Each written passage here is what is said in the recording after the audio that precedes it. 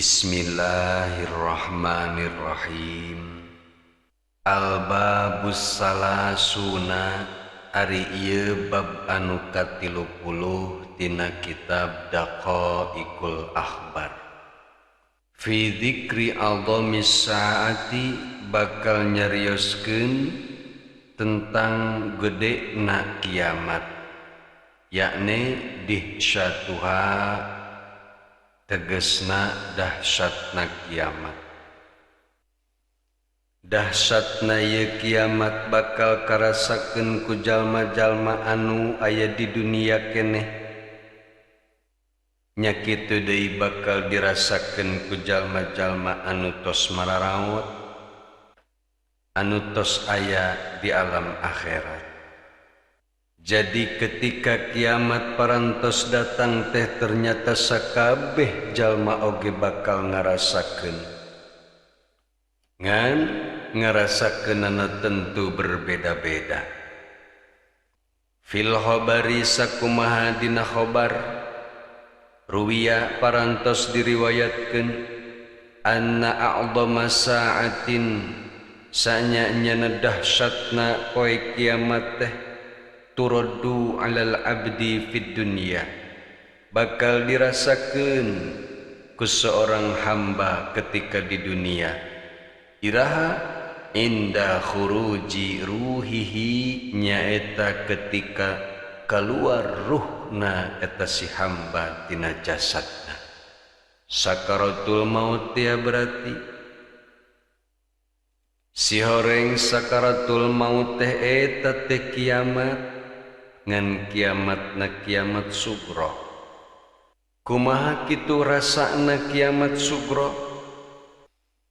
Idza sakhashat ainahu nyaeta ketika molototna kedua mata si jalma nu rek maut teh curalak cureuleuh ka ditu ka dieu. Coba we tingali nu rek maut kitu geura panona buburuleukan ka ditu ka dieu. Wan tasyara mankhirahu sareng bekah liang irungna eta si calon mayit teh geura we telek-telek ku urang nu rek maut mah liang irungna ngagedean. Wa tasaqatat syafatahu sareng rada ngajebleh mun ceuk basa Sunda mah naonana bibirna teh sok rada naon sih ngomong nanya kenyom kitu menyon saeutik. Walihyahu jeung jenggotna wa araqa jabinuhu sareng kaluar kesang tina pelipisna tina tarangna. Wan saddat udunahu sareng tertutup liang celikna teu bisa ngadenge. Wan qa'ada lisanuhu sareng lidahna kelu teu bisa ngomong. Tah nu matak lamun yang hareupan jelema gering geus ripuh ciri-cirina kos kitu. Panonna geus curalak cureuleuh ka ditu ka dieu, irungna geus bekah jeung bibirna rada ngampleh, gadokna ge sarua geus rada ngampleh. Persis jiga tukang udud teu bogaeun udud ngampleh bibirna teh pusing hayang udud.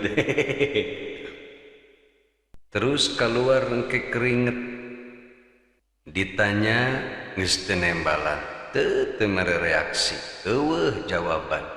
Lamun geus kitu mah geus welah buru-buru weh ngaji, doakeun sing salamet sing bisa ngalewati sakarat dengan mudah. Kusabab letahna geus kelu geus teu bisa ngomong, fala yajibu jawaban wala yaruddu kalaman. Geus moal bisa deui ngajawab lamun ditanya ge, jeung geus moal bisa nembalan satu kata pun. Fagharat ainuhu kemudian matana teh ngadadak cekung. wastarakhat mafasiluhu terus sendi-sendina oge geus leuleus dikuplak kaplek geus eueuh daya teu upaya lamun geus kitu mah wan qata'at awsaluhu geus terputus segala hubunganana geus moal inget ka babaturan moal inget ka tetangga geus moal inget ka sasaha putus hubunganana kabeh ingat wajafahu ahbabuhu jeung sok rada galak rada kasar ka jalma-jalma nu dicintaina teh dideketan ku anak ngadadak embung dideketan ku pamajikan ge ngadadak embung nah geus we lah tereh we eta mah geus kitu.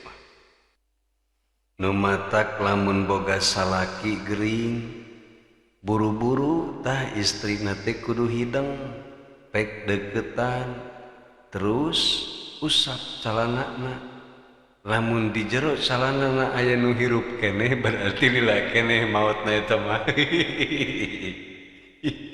ai sugan teh bahasa eta teh heureuy nya euy padahal bener geuning nah ketika seseorang gering ripuh pek geus embung di deketan ku jalma-jalma nu dicintaina sing hade eta teh geus tereh datang waktu ajalna menjemput ketika geus kitu kaayaanana wa tafruqu anhu aqribauhu bakal memisahkeun diri kerabat-kerabatna ti si eta calon mayit teh wa wada'ahul malakani bahkan dua malaikat pencatat amal oge geus pamitan ka eta si jalma sakumaha kamari geus dicaritakeun dina bab-bab sebelumna ketika kerabat geus ninggalkeun semua orang oge geus ninggalkeun bahkan malaikat oge geus ninggalkeun fabaqiya mutahayron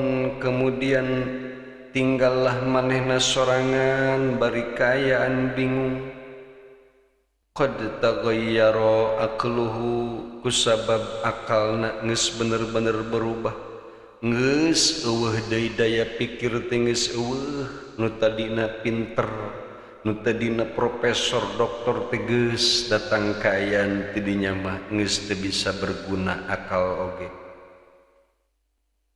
bahkan anu paling dipikasieun kondisi ti dinya nyaeta wa yatamakkanu syaitanu min ikhtilasihi setan memiliki kesempatan pikeun merampas keimanan dina diri eta naudzubillah min dzalik nu matak ulah waka sombong ayeuna urang keur sehat cerdas apal hadis apal itu apal ieu lamun urang geus inget kana kondisi ieu apakah akal urang masih keneh bisa mempertahankeun iman jeung Islam apakah kecerdasan urang bisa menjamin urang salamet tina godaan setan dalam kondisi eta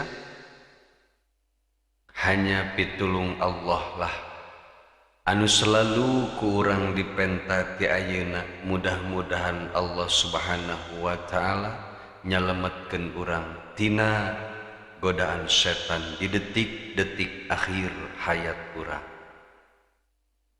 ngan pertolongan Allah moal datang lamun urang teu daek menta ti ayeuna pertolongan Allah moal datang lamun urang teu nurut kana parentah Allah ti ayeuna pertolongan Allah moal dibikeun ka jalma nu teu daek ibadah anu matak mumpung awak keur sehat pake ibadah ti ayeuna supaya Allah engke nyalametkeun urang di detik-detik akhir hidup urang salamet ti dinya insyaallah salamet urang depi ka akhirat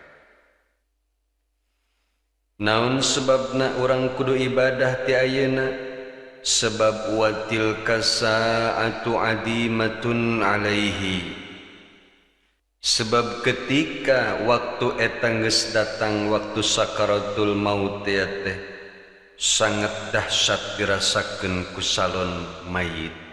Geus moal bisa berpikir itu, geus moal bisa berpikir ieu. Bahkan anu leuwih sieun deui waqad ughliqa babut taubati anhu.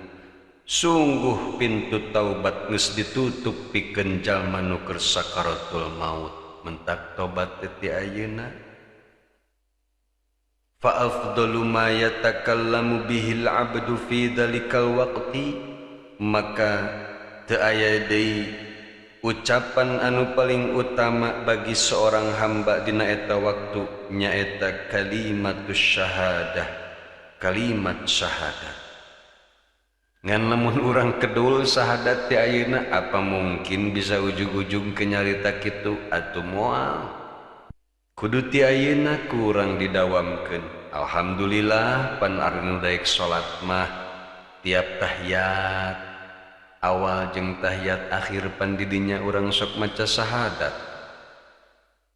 Nah, mudah-mudahan we ku rajinna salat urang engke mudah mengucapkan dua kalimat syahadat ketika orang keur sakaratul maut. Etalah kiamat anu dirasakeun ku jalma-jalma di dunia menjelang detik-detik akhir hayatna. Wa amma a'dhamus sa'atin, sareng adapun kedahsyatan hari kiamat, turaddu alaihi fil akhirati, bakal dikirim, bakal dirasakeun khusus seorang hamba di akhirat. Iraha fa idza nufikha fis suri, nyaeta ketika ditiup sangkakala, wa bu'isa man fil kuburi, sareng dibangkitkeun seluruh jalma-jalma di kuburanana. Iyalah nu ngaranna kiamat kubro teh. Ketika geus kiamat kubro terjadi mah wa ta'allaqal madlumu bidzalim, bakal bergelantungan jalma-jalma anu didolim ka jalma nu ngadolimna.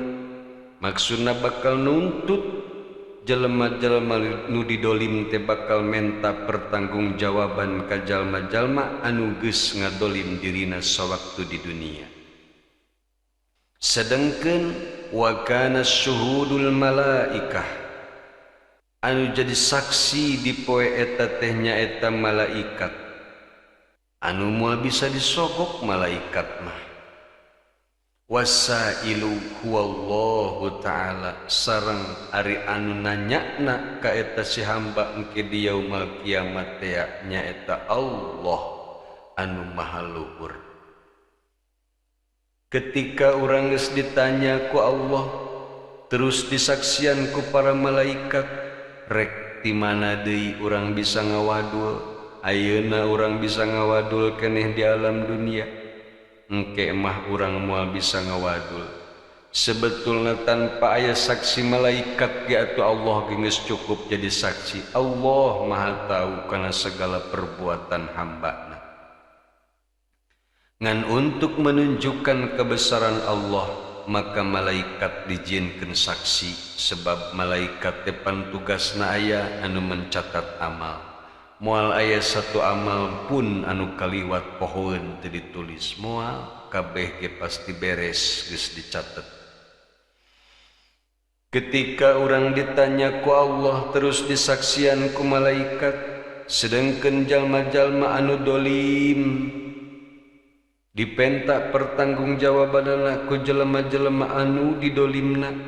Wal adabu fi jahannam, siksaan geus siap sedia di neraka jahannam.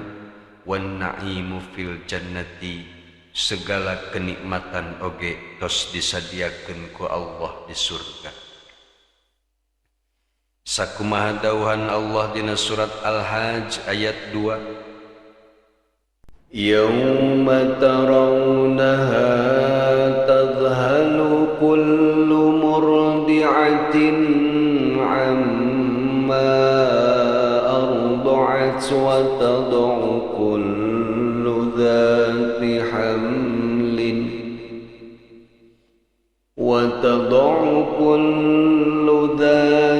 حمل حملها وترى الناس سكارى وما هم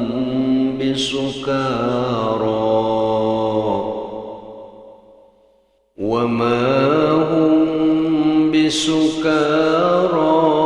ولكن عذاب الله syadid.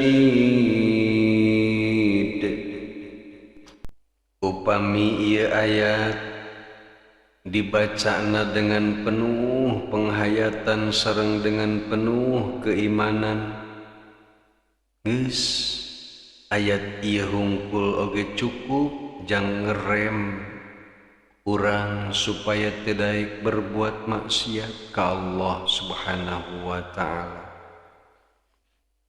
Sing inget anjeun dina poenan anjeun bakal ningali goncangan eta anu sangat dahsyat. Kullu murdiatin amma arda'at. Sakabeh ibu-ibu anu nyusuan anakna bakal poho kajal ka anak anu keur disusuanana. Komo lamun ibu-ibu keur nyusuan bapana malah geus langsung dibabetkeun jigana teh. Wa tad'u kullu dzati hamlin hamlaha, sareng bakal kaguguran ibu-ibu anu keur ngandung oge bakal kaguguran saking kureuwas-reuasna kajadian di eta poe. Wataronna sasukaro jeung anjeun bakal ningali jalma-jalma teh mararabok. Wama hum bisukaro, padahal sabenerna mah maranehana teh teu mabok. Walakinna adzaballahi syadid, akan tetapi azab Allah dina poe eta sangat dahsyat. Masya Allah, dahsyatna eta kejadian ku urang teu kabayang.